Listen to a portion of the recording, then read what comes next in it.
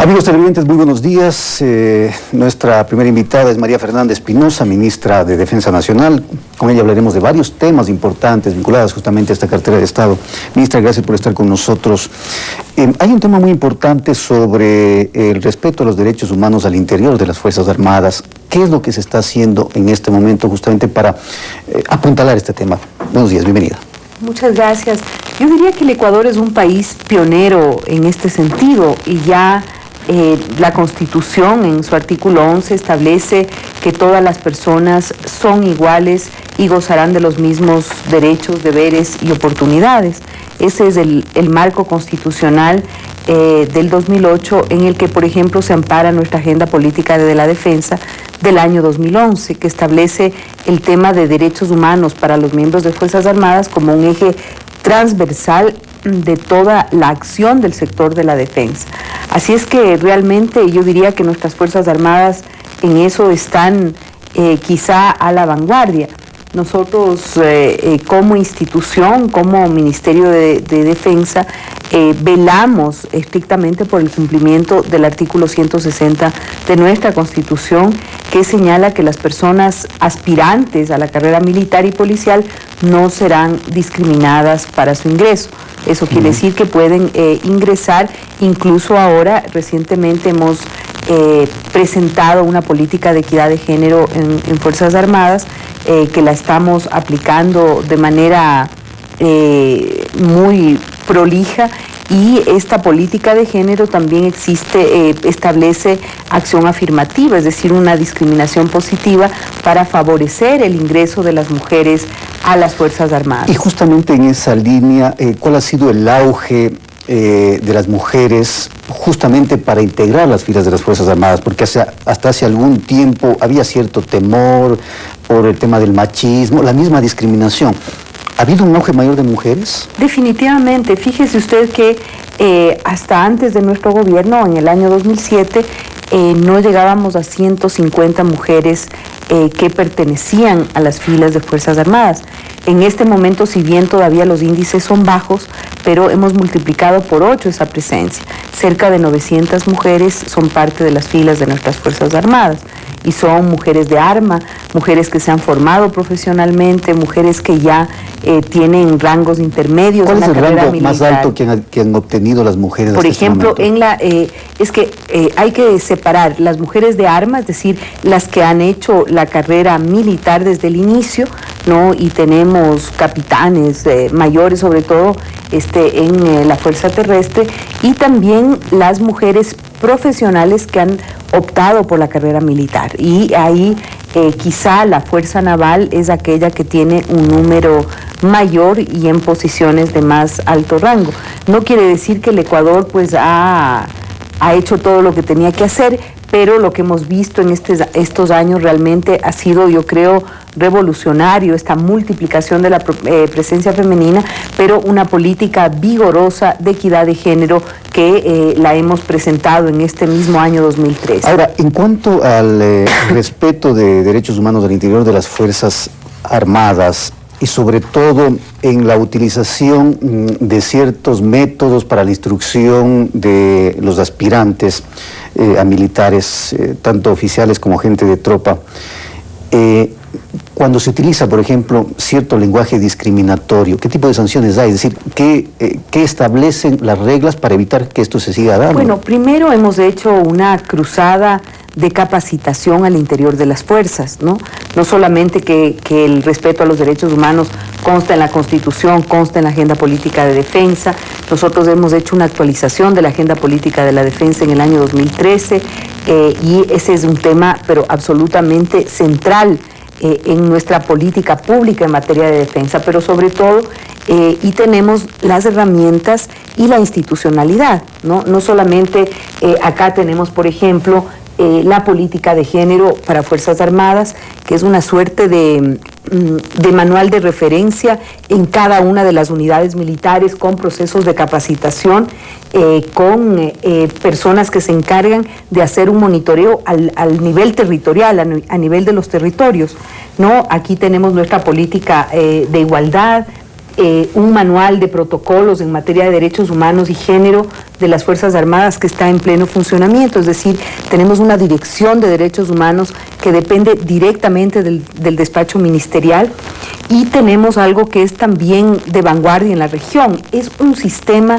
de monitoreo de casos de violación de derechos humanos, y de todas las denuncias que se recibe, hay una plataforma informática que está operada por un equipo capacitado, donde se recibe las denuncias, se hace un seguimiento individual a cada uno de los casos y se establecen sanciones disciplinarias internas de acuerdo a los mecanismos disciplinarios internos. Hay algunos casos que obviamente han sido denunciados ya en el sistema de justicia, que están en manos de la justicia, pues, y nosotros como ministerio acataremos cualquier tipo de resolución que del sistema de justicia provenga en este sentido. Ahora, las Fuerzas Armadas por mandato constitucional son las encargadas de vigilar la integridad nacional en cuanto a sus fronteras, a su territorio. ¿Han habido, luego de este último incidente lamentable con la muerte de un oficial y heridos en la frontera con Colombia,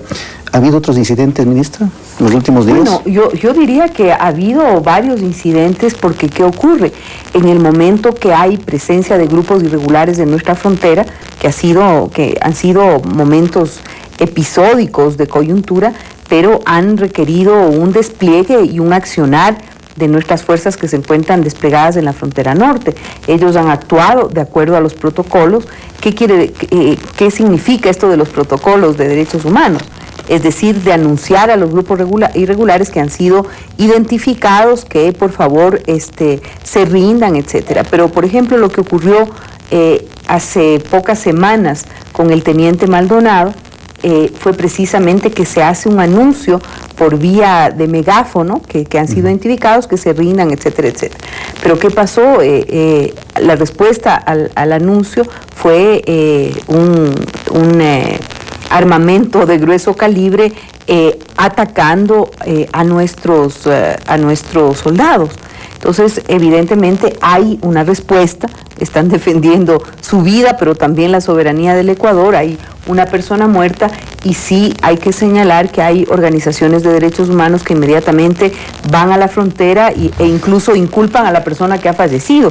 Es decir, aquí no se ha seguido sino estrictamente lo que manda el derecho internacional humanitario y lo que manda los protocolos de respeto a derechos humanos. Pero nosotros perdemos vidas y resultamos además culpables de una violación de los derechos humanos de los grupos irregulares. Yo creo que eso es un tema muy delicado, hay que manejarlo con responsabilidad, en apego al derecho internacional y en protección a nuestros soldados que arriesgan su vida todos los días. A propósito del tema, Colombia, a más del discurso de que sí están controlando su frontera, ¿en la práctica lo están haciendo de verdad? ¿O todo el peso viene hacia las Fuerzas Armadas? Ha habido un compromiso explícito, reiterado del presidente Santos sobre incrementar su control y la presencia militar en la zona fronteriza.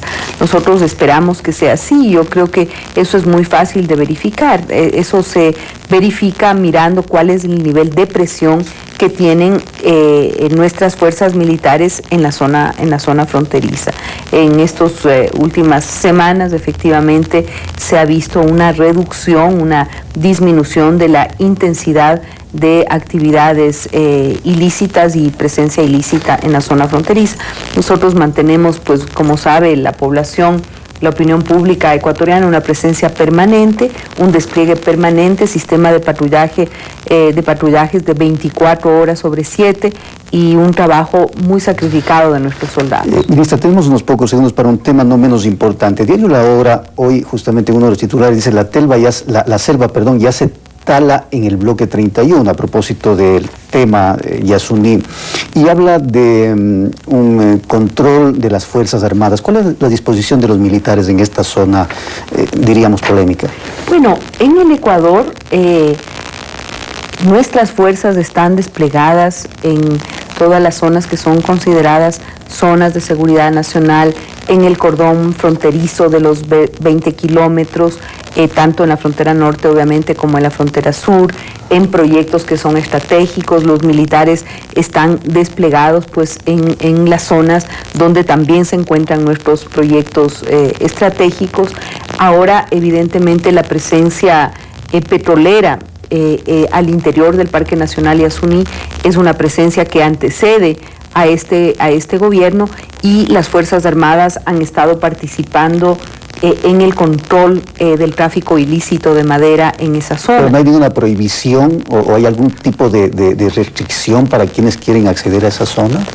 Bueno, eso, una cosa es que turistas quieran visitar el Parque Nacional Yasuní, que es un parque nacional que es parte de las 45 áreas protegidas que tiene en este momento el Ecuador, y evidentemente los turistas que quieran visitar, los investigadores con los debidos permisos, en fin, el Parque Nacional Yasuní es un parque nacional, no hay restricciones para visitar o acceder, es parte del territorio nacional, pero sí evidentemente ahí las Fuerzas Armadas están apoyando en combatir los ilícitos en la zona, también con participación y en asocio de las autoridades judiciales, de la Policía Judicial y de la Fiscalía, para contrarrestar este flagelo que es el tráfico de madera, quizá uno de los elementos que más ha afectado la integridad del Parque Nacional Yasuní. Muchas gracias, ministra María Fernanda Espinosa, ministra de la Defensa Nacional.